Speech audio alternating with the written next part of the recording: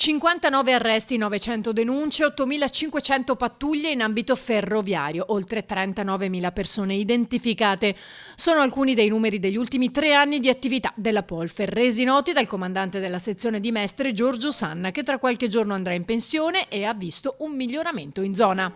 A Mestre in stazione la situazione è migliorata notevolmente dopo l'operazione effettuata l'anno scorso, è cambiato completamente l'ambiente anche intorno alla stazione e quindi è sicuramente di maggiore sicurezza e maggiore tranquillità. Classe 1959, originario di Sassari, con un'intensa attività tra la Sardegna, l'Emilia Romagna, poi il Veneto, Sanna era sul posto quando è stata trovata la prima vittima della cosiddetta eroina gialla.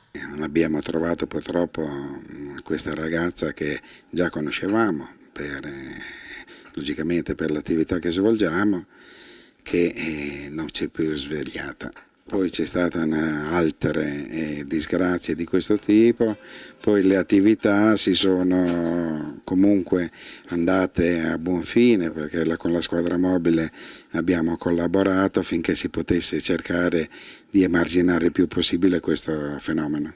Uno dei fenomeni più difficili da gestire, evidenzia poi, è quello dell'immigrazione. Purtroppo i fenomeni, se si dovesse fare una percentuale delle attività nostre, viene svolta maggiormente proprio con una percentuale direi del 70-80% su personaggi extracomunitari.